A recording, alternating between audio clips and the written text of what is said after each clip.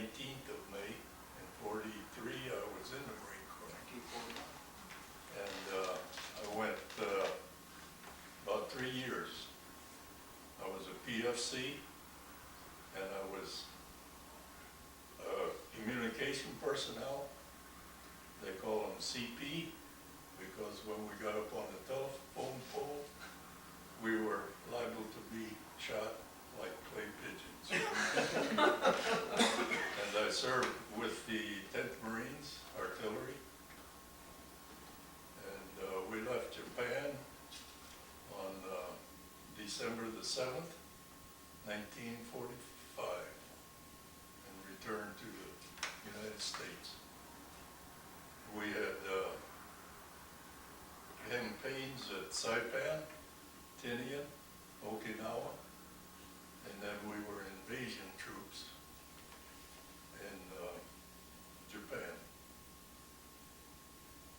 Were you just like getting out of high school at the time that you were drafted, or were you a little bit older? I was working. I did not go to high school.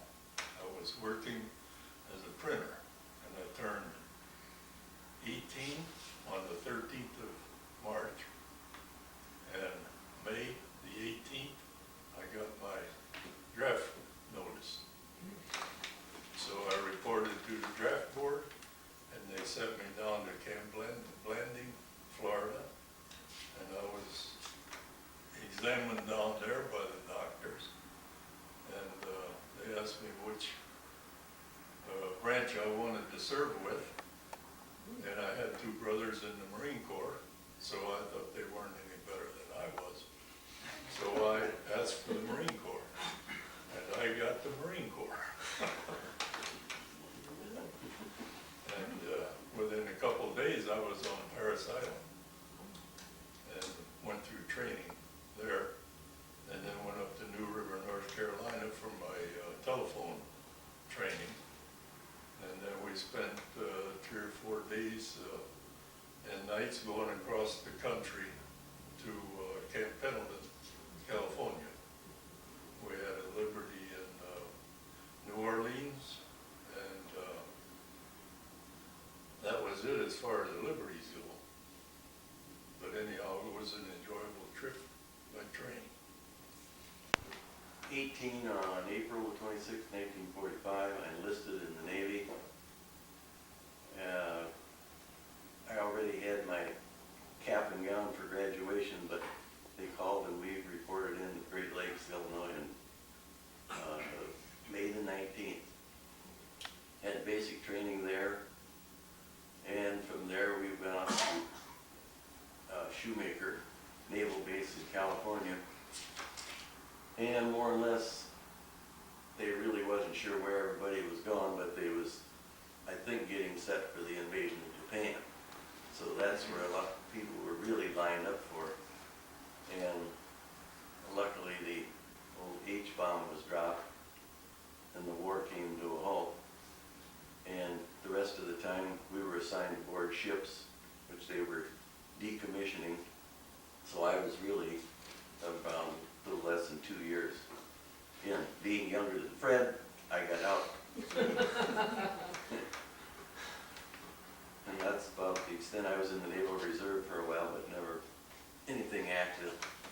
So for most of the war, you were at home? In the States, right. Grandma, you were still in elementary school. Yes. then, So what do you remember Oh, about I remember. that?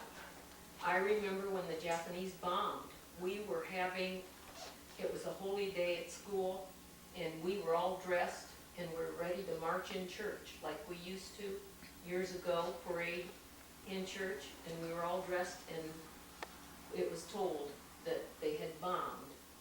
And then the other things that I remember was rationing so well, because my sister got married during the war, and we had to give up some of our rationing stamps so she could buy nylons to get married.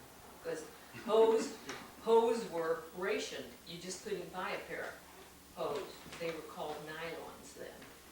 And the other thing, there were so many women working at that time at the Tubi, that the Tubi every time the shift changed, there were mostly women coming out of there at the time.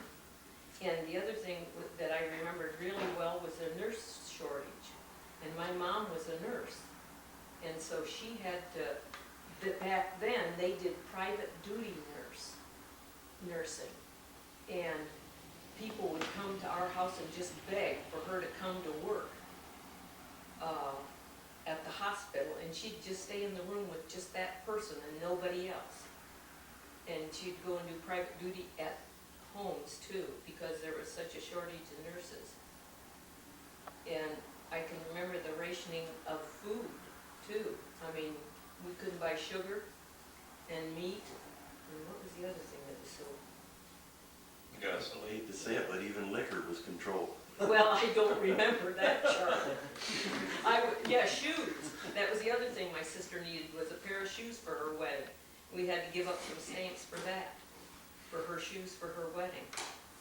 So what kind of, like, was your brother in the, did Uncle James serve? Yes, yeah. Uncle James, my brother James served in the war, but he was down at Tennessee with the atomic bomb. And we did not know where he was for a very long time because his mail was all censored. And they would not have a postmark on it. We didn't know where. But you wrote back and forth? Yes, we could write back and forth, but he had an APO box number. So that, you know, we didn't know where he was. And they would just send it to that box number. We didn't have. High school during when the war started, and I graduated in 1945, and that was shortly after VE Day. And then I went to college for a year, ran out of money, and then they had VJ Day, the war for Japan was over, so I enlisted right after VJ Day, and did my basic training at Fort Knox in the Army, and then shipped off to Camp Pendleton in California, and then shipped over to Japan. We got to Yokohama on Christmas Eve, and I was sick over the rail for 15 days going over. And, then I served in the Army of Occupation in Japan.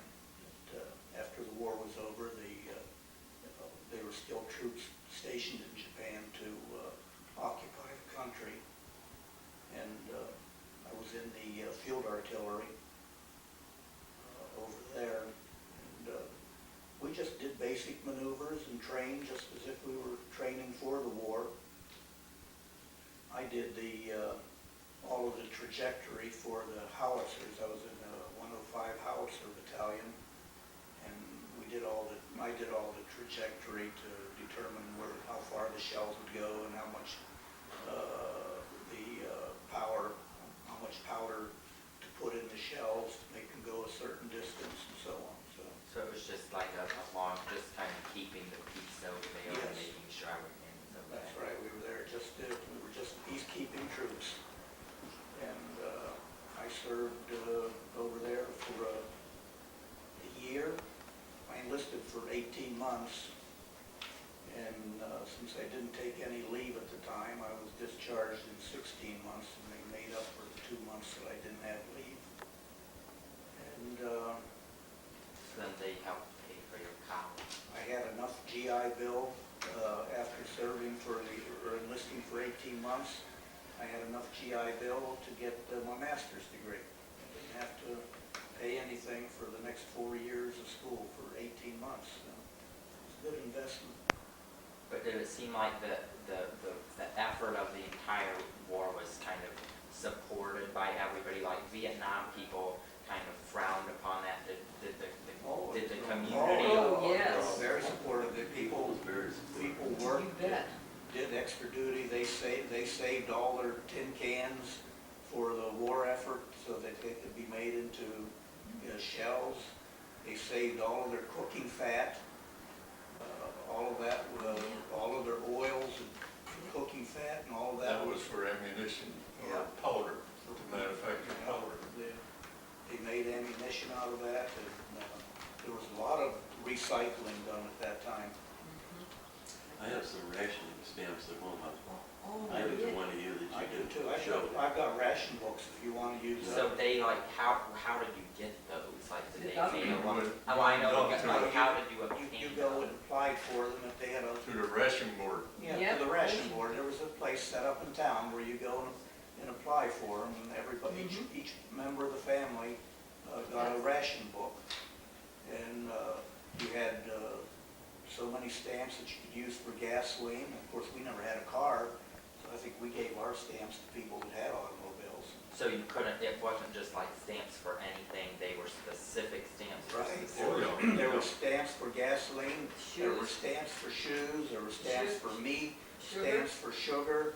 Each one was marked, and you were limited. So we had one of those little banners. They were red, white, and blue, and you had a star for each member of the family that was in the service. So we had 2 stars hanging in our window because my 2 brothers were in the service. And then when you went in, you had 3. I don't know whether after the war was over, Oh, whether that they late, issued, they don't okay. think they issued They another did one not. after that. That, since the war was officially over, then I was just occupation troops and not actual, in the war. Well, then, Then if if anybody was killed in the service, you got a gold star to hang in your window. So if you saw a gold star hanging, you know that somebody died in that family. yeah, Mom had This concludes our video documentary on World War II. We hope that you have learned just as much as we have. We would like to thank all of those who have shared their memories with us. And may we never forget the importance of World War II or the effect it had on the lives of people everywhere.